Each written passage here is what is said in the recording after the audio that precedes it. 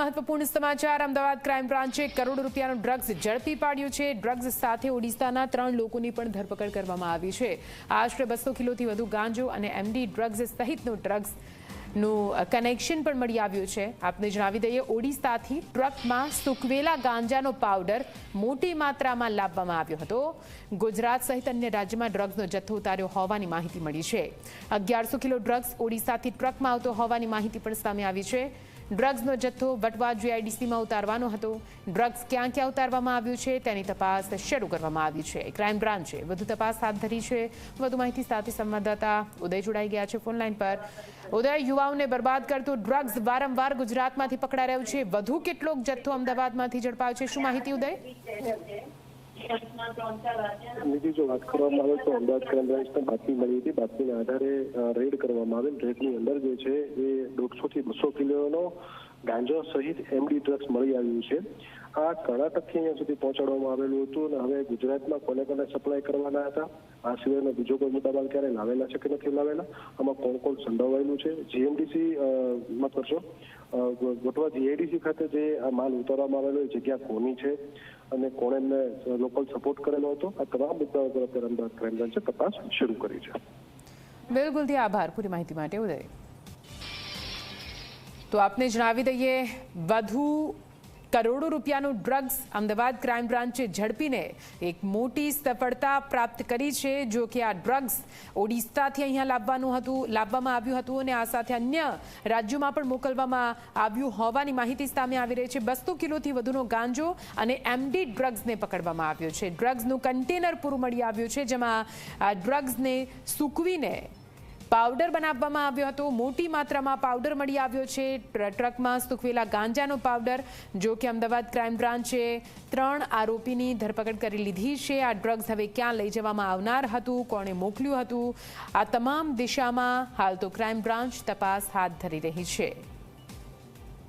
તો એક તરફ ગુજરાત જ્યાં ઉડતા પંજાબ બનવા જઈ રહ્યો હોય તે પ્રકારના એક બાદ એક કિસ્સાઓ સામે આવી રહ્યા છે, તેવામાં ડ્રગ્સ મોટી માત્રામાં ગુજરાતમાંથી ઝડપાઈ પણ રહ્યું છે। વધુ કેટલું ડ્રગ્સ ગુજરાતમાંથી ઝડપાયું છે, ફરીથી સંવાદદાતા ઉદય પાસે જઈશું। ઉદય, ઓડિશાથી અહીંયા ડ્રગ્સ લાવવામાં આવ્યું હતું એવી પણ માહિતી છે। 200 કિલોનું આ ડ્રગ્સ અને નવી મોડસ ઓપરેન્ડી પણ સામે આવી છે। આ વખતે ગાંજાને સૂકવીને પાવડર બનાવવામાં આવ્યો।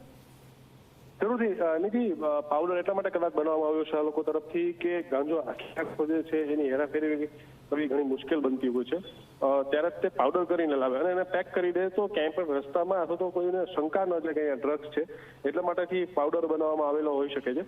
બીજી મહત્વની વસ્તુની જો વાત કરવામાં આવે તો ઓડિશાથી અહીંયા સુધી પહોંચાડવા માટેની આખી લાઈન શું છે, કઈ રીતે અહીંયા સુધી, કયા હોશ હેઠળ અહીંયા સુધી પહોંચાડવામાં આવ્યો, એ અંગે પણ ખાસ તપાસ બની રહેશે।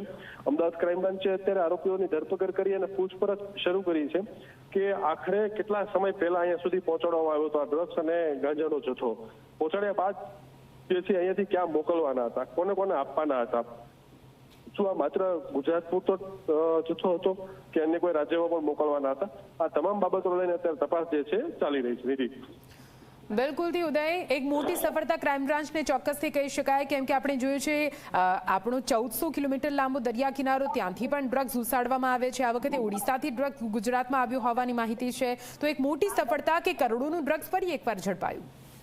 જરૂરથી નિધિ, અવારનવાર ગુજરાતની અંદર જે છે એ ડ્રગ્સ ઘુસાડવા માટેના ડ્રગ્સ માફિયાઓ જે છે અલગ અલગ પ્રકારના પ્રયત્નો કરતા જ હોય છે।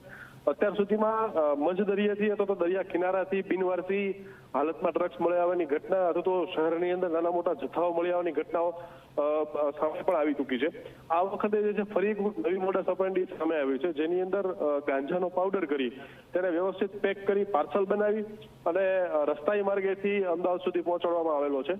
તો આ કેસની પાછળ કોણ ડ્રગ્સ માફિયાઓ સંડોવાયેલા છે, શું જૂના જેના નામ ખુલેલા છે એ જ ડ્રગ્સ માફિયાઓ છે કે ફરી કોઈ નવા ડ્રગ્સ માફિયાઓ જે છે એનો સબ ટાર્ગેટ જે છે ગુજરાત બની રહ્યું છે, એ હવે તપાસની અંદર સામે આવશે કે આખરે કયા ડ્રગ્સ માફિયાઓ જે છે આમાં જોડાયેલા કે સંડોવાયેલા છે। બિલકુલ ઉદયપુર માહિતી માટે આભાર।